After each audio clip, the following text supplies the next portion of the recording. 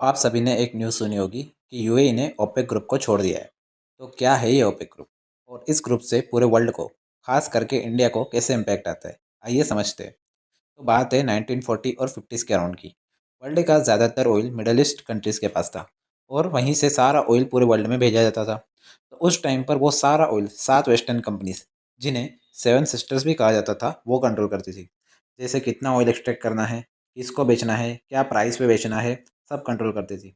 मतलब oil middle east का और पूरा कंट्रोल वेस्टर्न कंपनीज का, जो कि यूएसए और ब्रिटेन की थी। और इसके पहले वो कंपनीज उन कंट्रीज को ऑयल के प्राइस के बेस पर रॉयल्टी पे करती थी।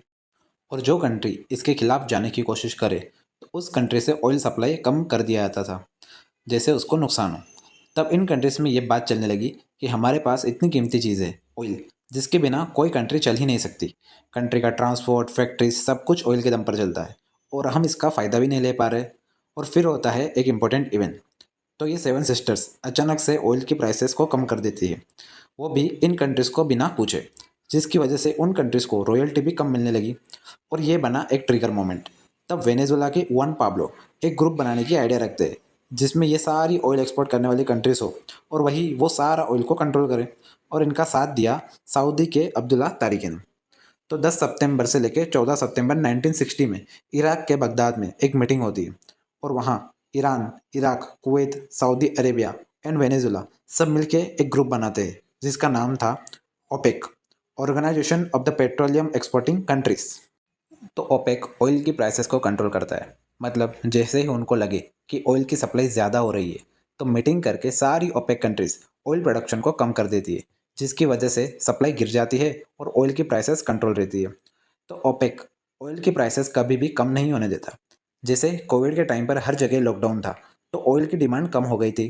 तो ओपेक ने ऑयल सप्लाई कम कर दी, जिससे ऑयल की प्राइसेस एकदम से ना गिरे। और ऐसे ओपेक ऑयल की प्राइसेस कंट्रोल में रखता है। Back to the story. धीरे धीरे ओपेक में मिडिल ईस्ट और अफ्रीका से और भी ऑयल बेचने वाली कंट्रीज ऐड होने लगी। तो ऑयल के ऊपर सारा कंट्रोल ओपेक का आ गया। फिर आता है साल 1973।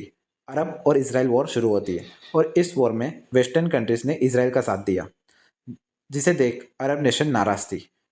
तब अरब नेशन ऑयल को एज अ वेपन यूज़ करते हैं और वेस्टर्न कंट्रीज पर ऑयल एम्बार्गो लगा देते हैं। मतलब अभी से ये कंट्रीज अमेरिका और यूरोप में ऑयल नहीं बेचेगी और साथ में ऑयल सप्लाई को भी कम कर दिया, जिसकी वजह से ऑयल की प्राइसेस 4 गुना तक बढ़ जाती है।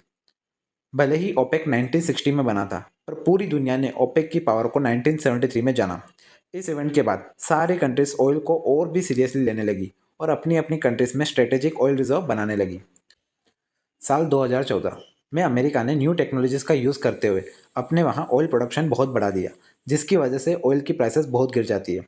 ये देखकर 2016 में ओपेक और कुछ कंट्रीज़ के साथ नया ग्रुप बनाता है, जिसका नाम है ओपेक प्लस, जिसमें ओपेक कंट्रीज़ के साथ रशिया जैसी और कुछ कंट्रीज़ ऐड हुई। और अभी तक ये दोनों ग्रुप चल रहे हैं। तो अभी हो रहे यूएसए और ईरान वॉर की वजह से ऑयल प्राइसेस बहुत बढ़ रहे थे और ईरान ने सऊदी और यूएई के ऊपर हमले भी किए, इसलिए यूएई ने ये ग्रुप छोड़ दिया। और इंडिया के लिए ये एक अच्छी खबर है, क्योंकि ओपेक ऑयल की प्राइस को ज़्यादा नीचे नहीं आने देता और इंडिया एक ऑयल इंपोर्टिंग कंट्री है, इसलिए हमें ऑयल महंगा मिलता था। अभी हम यूएई से डायरेक्टली डील भी कर सकते हैं और अभी यूएई के ऊपर ओपेक की प्राइस फॉलो करने का प्रेशर भी नहीं है। तो ओपेक का कमज़ोर होना हर एक ऑयल खरीदने वाली कंट्रीज़ के लिए अच्छी खबर है।